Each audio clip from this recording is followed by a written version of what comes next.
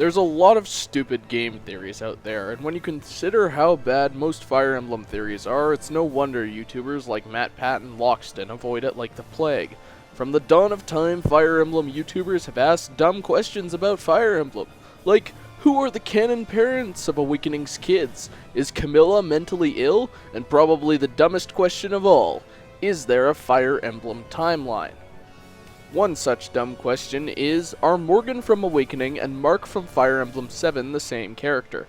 And despite the evidence starting and ending at, they both wear robes and are tacticians, Deja vu, I just been in this place before, higher on the street, and I know it's my time to go. people still believe this for some reason. Now hold up, if you like this theory, that's fine. I just can't fathom it as a Linux Mark fan. I can't stand the idea of this dingus being my FE7 avatar, you know? If you want that, fine by me.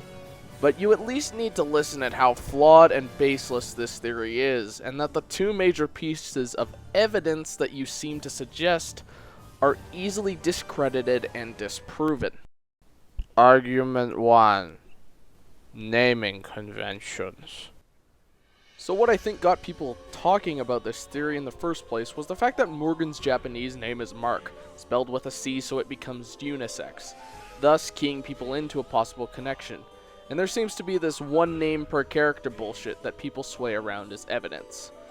If that's the case, then I got some evidence for you, because Leo's Japanese name is Leon. That must mean he's also Leon from Echoes. Or, since they share the same name in the English version, Selena from Fates and Selena from Sacred Stones must also be the same character too.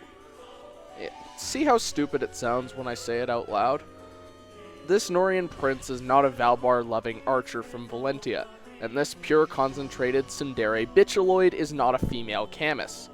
So why is the same logic then applied to say that this mark is the same as this mark? It doesn't make sense. Argument 2. The twin theory. This is honestly the dumbest part of this theory, but the general gist of it is that Robin had two Morgans, and when one was flung back to the events of Awakening like the other kids, the other Morgan was flung too far back into the past and landed in a leap.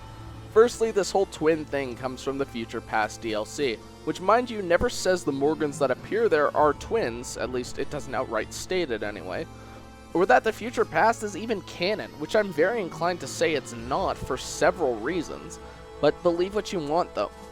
So aside from this one DLC, which mind you is optional content that was not labeled in a similar way to the actual canon DLCs, being Hidden Truths and basically most of the DLC from Echoes, Rise of the Deliverance, etc., and its shaky canonicity at best, there is basically no evidence to support there being two Morgans.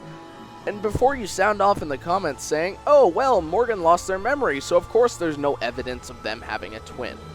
That is completely dumb and asinine, as I could say that Flavia is Robin's mother, and you can't disprove it because Robin lost his memory. Of course there's no evidence. Conclusion.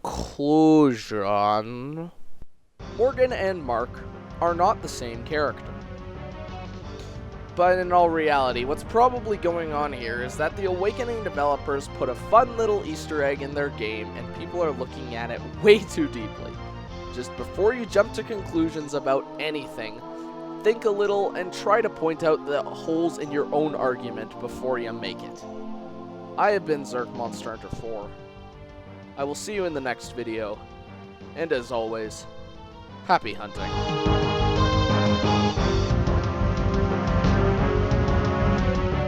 Hey guys, Zerk here. I usually don't like to leave like these end of video messages for you guys, but I figure it was kind of necessary in this sense because I tried out a much different editing style with this video, and hopefully you guys are liking that because I certainly had fun messing with it, so I thought it was pretty cool.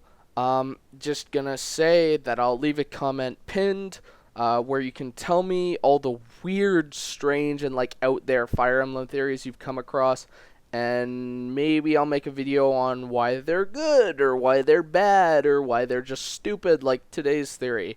And again, I have to stress, like, if you do like the theory that I mentioned today, like, I don't think you're any less of a person. In fact, you're probably a great person because you like Fire Emblem. And anyone who likes Fire Emblem is probably a great person, unless you're a dick. Like, just don't be a dick. This is getting away from me, but really, if you like this theory, all the more power to you, but you just gotta realize that it's not the most concrete thing in the world. Let's just leave it at that. Anyways, yeah, if you like this video, tell me if you'd like to see more, and that'll about do it for me. So I will see you on the flip side.